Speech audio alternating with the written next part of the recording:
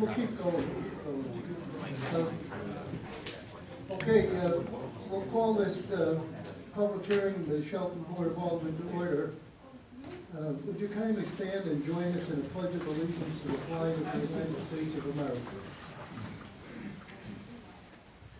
I pledge allegiance to the flag of the United States of America and to the republic for which it stands, one nation, under God, indivisible, with liberty and justice for all.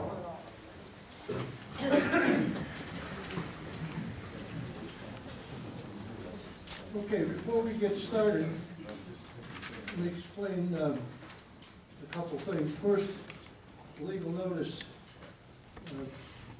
was printed in paper as required by our charter, and this proposed ordinance deals with a proposed weapons-free zone, and all those that wish to be heard may be heard.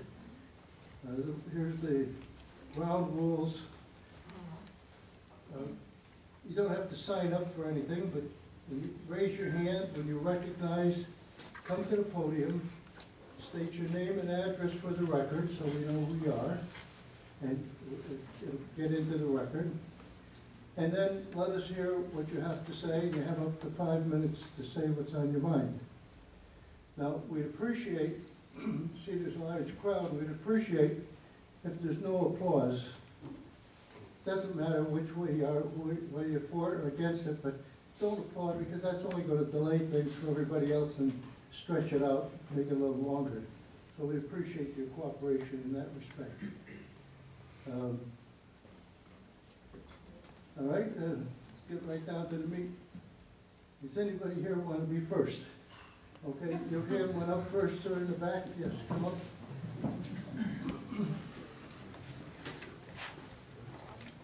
Name and address for the record. Good evening. Giovanni Sanzo, 91 Chamberlain Drive. First of all, I'd like to thank Alderman Cincinnati.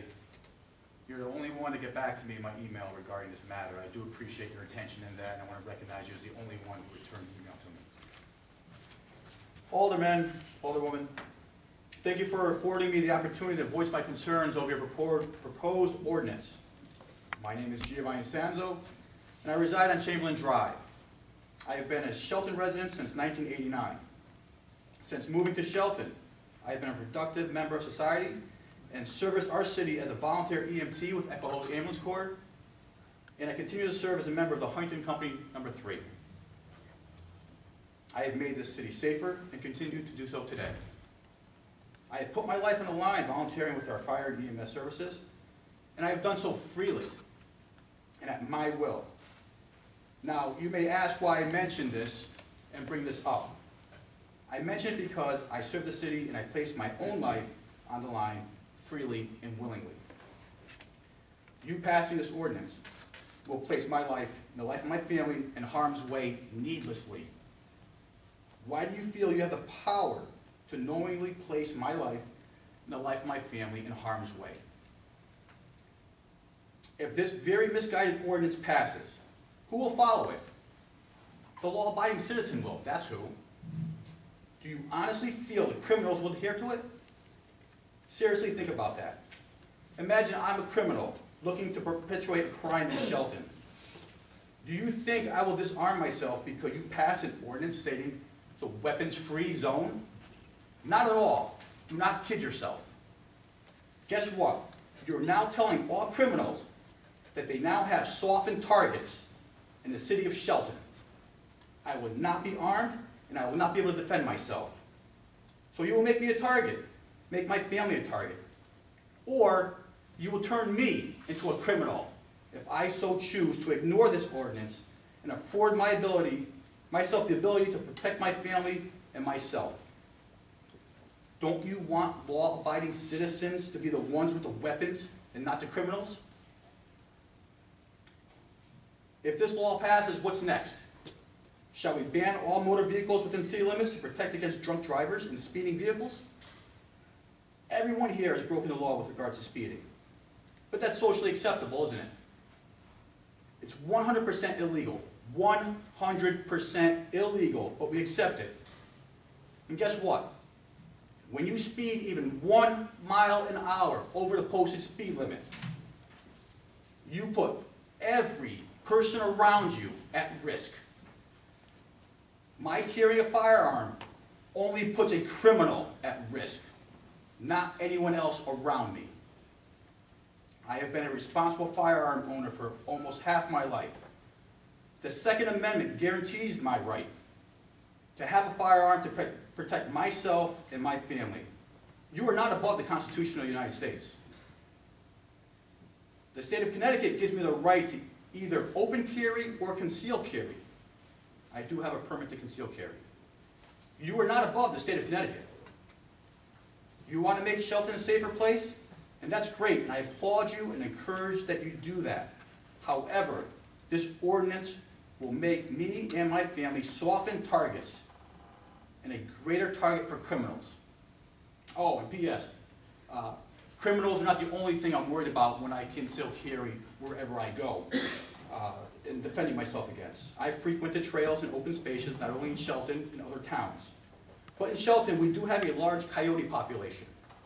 I have seen bobcats, and we do have bears. These animals do attack people on occasion. I may be able to outrun a criminal, but guess what? I am not outrunning one of those animals, and neither are my children.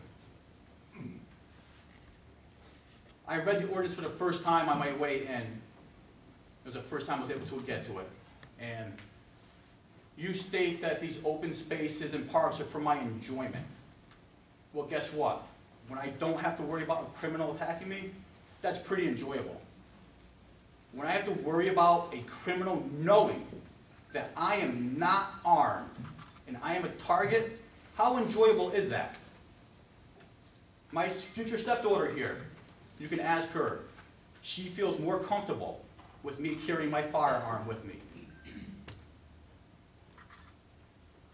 In closing, I ask that you turn your energy and efforts in making Shelton safer by attacking the criminals and enforcing the laws already on the books. For instance, our high school has how many fire codes over the last how many years that have not been addressed? And I don't care about the politics involved, but to this day, they all have not been addressed. You should maybe put your time and energy into that or other things that need to be addressed and that violate laws already on the books. You claim to want us safer and to protect us? Do it by not taking my rights away. I thank you for your time. I appreciate your consideration in this matter. And I appreciate you educating yourself on all aspects of this. Not someone's personal agenda, not misguided information, facts. I have my letter signed by 5 other people who could not be here that have read it and agreed with it. I hope you accept their signatures as backing my statement. Thank you. Just give it to the clerk, please. Thank you.